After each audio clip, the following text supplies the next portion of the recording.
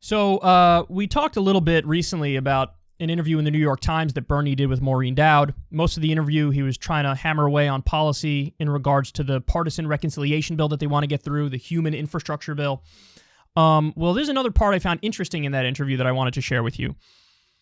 Sanders passionately believes that the only way to undo the damage done by Trump and Trumpism is by showing that government can deliver, that good policy can overcome dangerous conspiracy theories and lies. Quote, "I would have loved to run against him, to tell you the truth," he says of Trump. "He's a fraud. He's a phony. That's what he is, and he has to be exposed for that."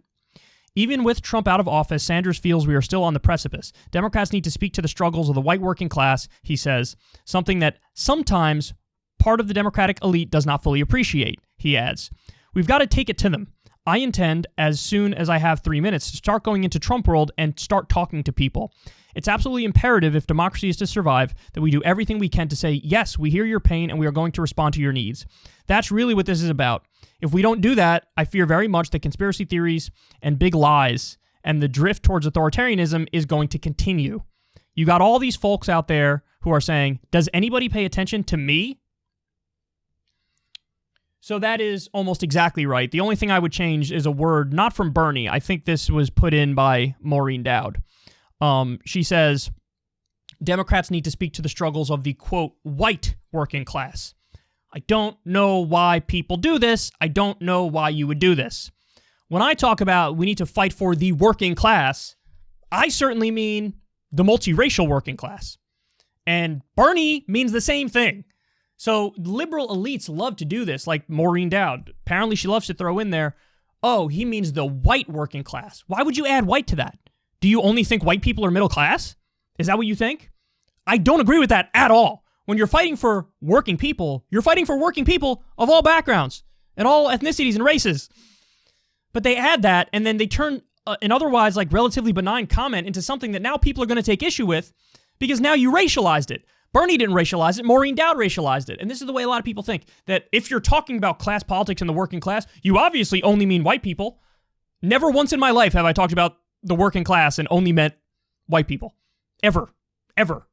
That would be a straight up bigoted way to think about these questions. That's not how I think. I know that's not how Bernie thinks, but that is how Maureen Dowd thinks, and that's a problem with Maureen Dowd. But anyway, I digress from that point. That issue aside, everything else he says here I think is spot on.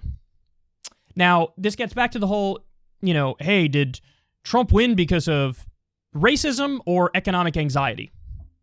Economic anxiety. The problem with that conversation is it's a false dichotomy. You're making it an either or when it is simply not an either or by any stretch of the imagination. So are there voters who supported Trump simply for racial resentment reasons? Absolutely. There are people who voted for him because he said Mexicans, they're criminals, they're rapists. I assume some are good people. There are people who voted for him because he said we need a total and complete shutdown of Muslims coming to the U.S. until we could figure out what the hell is going on.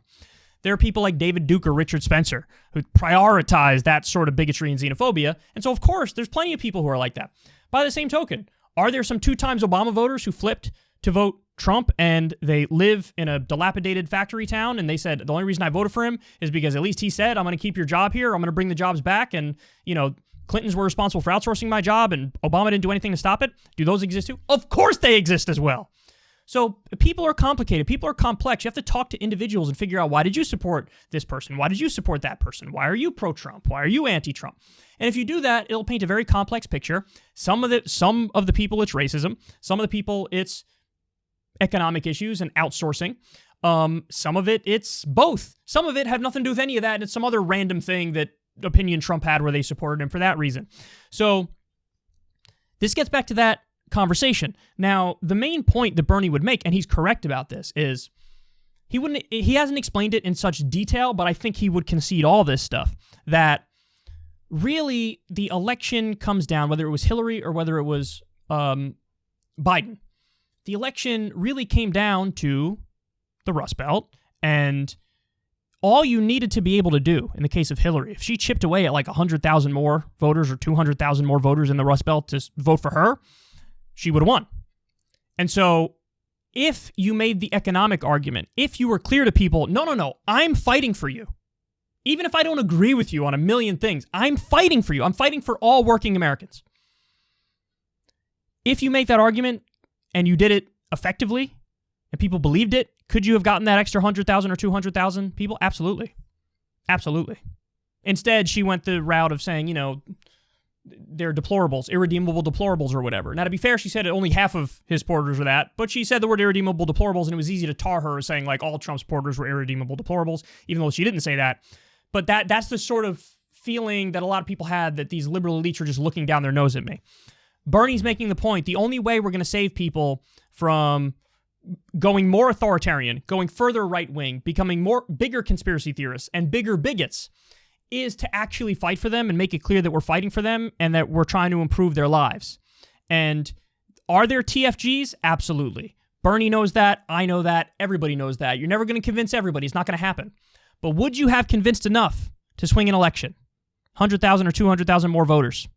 Could you have? Absolutely, you could have. Absolutely. And you know what? Even if we go with the upper end of the estimates, let's say in the entire country, 30 or 40% are TFG. 30 or 40% ain't going to win you an election. And Bernie's point is, if you focus on improving everybody's life and having a real agenda and proving that government can work, that'll be the thing that delivers consistent victories for the Democrats. And so now he's trying to force the Democrats to do that, force Biden to have a good agenda, a proper agenda. Now, I personally have issues with the way he's going about that. I don't think he plays hardball enough. I don't think he draws hard lines enough. I think he capitulates often. I think has no idea how to play that inside game politics, but he keeps trying to play the inside game politics. I think he should use the bully pulpit more in ways that he doesn't. But suffice to say, he is trying to do exactly this. He's trying to refocus the conversation back on the policies. He's trying to make this be the agenda, and if it is the agenda, then he's saying that's how we win. He's right about that. See, if Bernie was president, he actually would have tried to usher in a new FDR era, whereas Biden is not. I mean, you get little bits and pieces of deviating from the Reagan norm, but still, we're largely in that neoliberal era, and that's ugly. But I love that Bernie said, listen, I wish I was running against Trump because I think I would have crushed him. He's a fraud, and I would have exposed him as a fraud, and I would have made clear I'm fighting for everybody up here. It would have been amazing to see how he ran his campaign against Trump, because the problem that Bernie did against Biden, the issue was he didn't go gloves off. He should have went gloves off on Biden, but he didn't go gloves off. Bernie famously got mad at his staffer, Zephyr Teachout, when Zephyr Teachout called Biden corrupt. That's accurate. Well, Bernie didn't like that, so he said reel it in. And his lines of attack, I think, were not as strong as they could have been. And by the way, he didn't stress anything about electability. He should have made the argument, I'm more electable.